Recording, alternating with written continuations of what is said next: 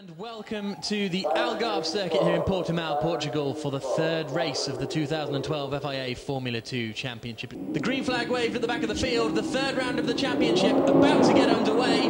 We wait for the red lights here at the Algarve. And we're away. Who's going to get the best getaway? It's a good start from Morocco. He's going to get past Marcus Pommer, who's got an awful wheel spin. But Bachetta moves into the lead. Tusha up into second place. David Zhu has made an excellent start coming up the inside, and he's almost going to get past Marcus Pommer, who's squeezed out wide. Dan McKenzie going out wide as well. Zanella and Marinescu have both made good starts as they head down into turn 3. As soon as I say that, Zanella locks up, goes wide, loses a couple of places, but rolls safely through the first few corners, which is important. Side by side between Hurst and Zamparelli, a little bit further back as we run down now into the hairpin of turn 5, and Bachetta has started to stretch his legs already, which I think is important. Mega start from David Zhu up into 4th place. That was fantastic. I'm really pleased to see Tusha staying up there as well. He starts off fantastic. He's feeling mature for the first race. A lot of wheel spin though for second place man Marcus Pommer. He has dropped back considerably. We'll try and figure out exactly what position he is in. Zanella goes wide again as they crest the hill. Pommer is only in 5th place, so he hasn't lost out too much, but he's going to be right behind David Zhu as they come through the right-hander at turn 14 in a few moments' time. Zamparelli trying to hustle his way past Dan McKenzie as this very, very hilly racetrack, frankly, sees them wind through the left-hander now at turn 12, 80 kilometers an hour. David Zhu's gone wide. Pommer's going to have the outside line through this right-hander, which may allow him to get the cutback, and therefore the better run out. He's not even going to, the boost is only activated after the first lap, so if Pommer gets this done, it'll all be through slipstreaming. But as they fly through the fantastic turn 15 and out onto the start-finish straight, Marcus Pommer is going to be tucked right up behind Zhu. Across the line comes Bachetta then. He has already got a 1-second advantage. Kevin Morocco is challenging for second position. It's almost 3, 4, 5 wide further back in the field as Marinescu challenges Christopher Zanella. Pommer wasn't close enough. I thought he had so much more pace. I thought he'd be able to get a look there. Just setting down so far in this race, he saw there was a hinted start this season at the beginning.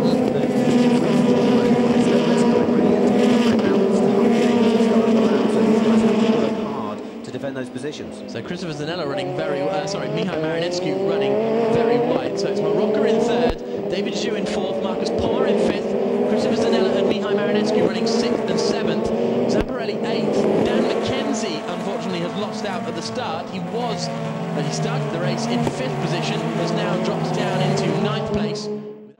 It's right on, here comes Mihai Marinescu, going past Christopher Zanella for 6th position, down into turn 1. Is he going to be able to get the job done on the brakes? Zanella's going to try and hang it around the outside. Marinescu spins back in front of the traffic.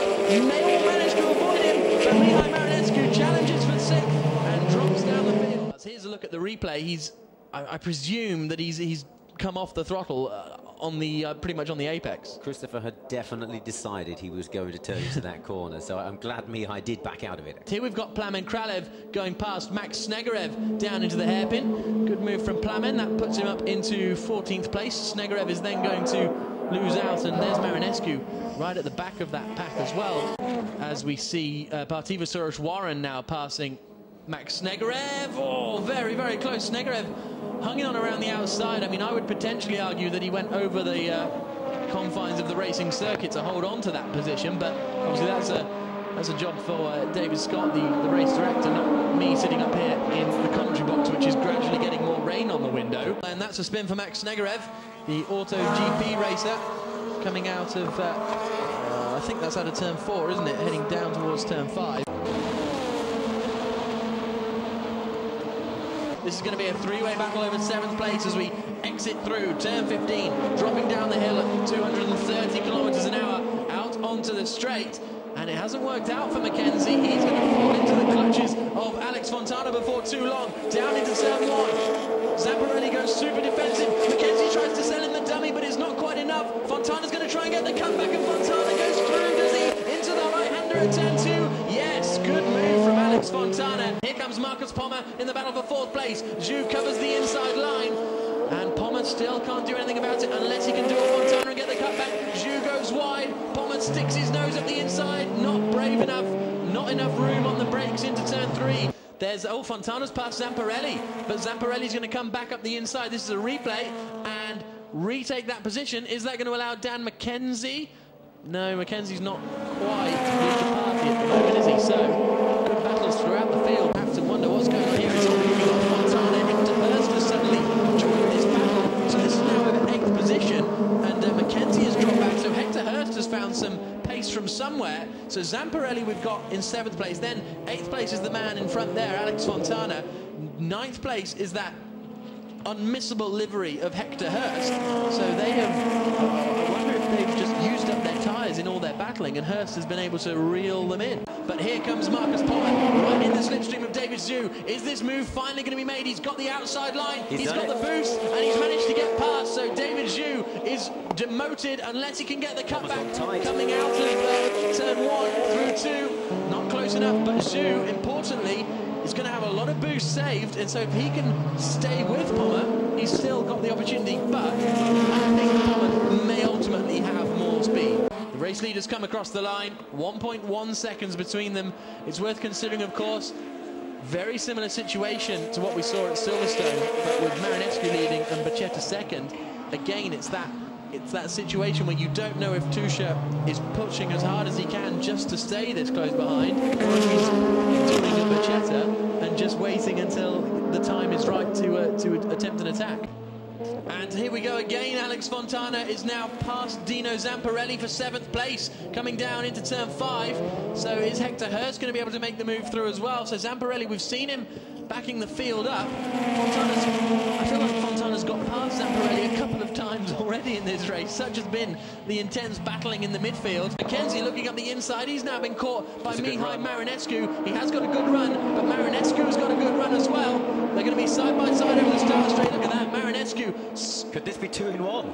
Yeah, it could make up 2 positions on one straight. He tries to force Calamir out of it. Good work from Mihai Marinescu. That moves him up into 11th place, I believe.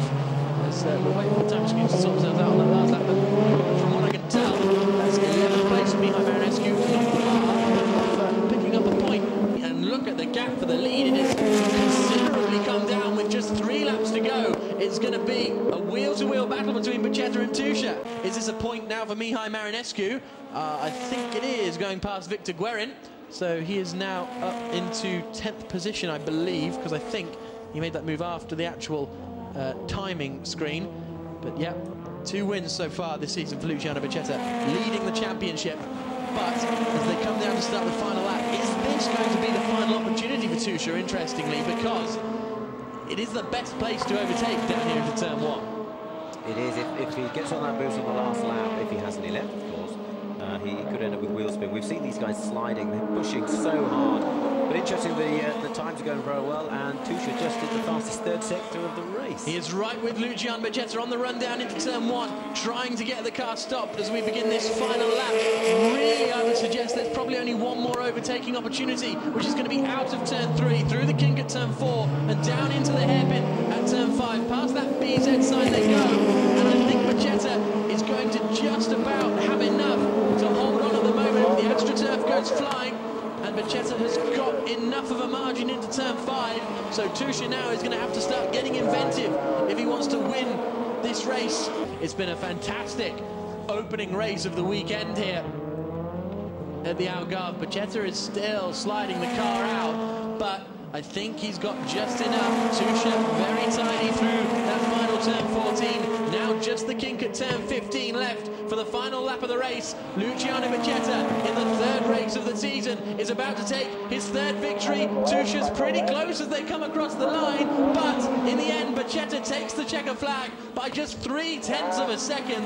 He's delighted with that fantastic race up at the front of the field. They've been really putting each other under a lot of pressure. 3rd place for Kevin Morocco. Good to see the Polish driver coming across the line in 3rd position. 4th for Marcus Pommert, after he spent a long time getting past David Zhu, who's about to come across the line. Strong performance from him as well. Zanella crests the hill in 6th place. 7th position, I think, is going to be Alex Fontana. It's still all to play for. There's Victor Guerin. He's going to finish 11th with Marinescu in 10th. There is Fontana across the line in 7th. 8th for Dino Zamparelli. 9th for Hector Hurst. 10th and a point for Mihai Marinescu. 11th for Victor Guerin. 12th for Mauro Calamir. So Bicetta and Tuscia shake hands, congratulate each other after what was a very hard-fought race. Let's hear from our Luciano Bicetta, race winner. Luciano, congratulations on your third straight win. How much pressure were you under there? Quite a lot. You know, in the beginning, I wasn't too worried because I knew that if he got past me, I could have boosted past again. But then I saw that he was, waiting for the end to try and overtake me. So I was pushing really hard in the beginning to try and get out of the second gap, and I couldn't. So I just had to, drive my race and just wait for him to launch an attack at the end. So it was tough.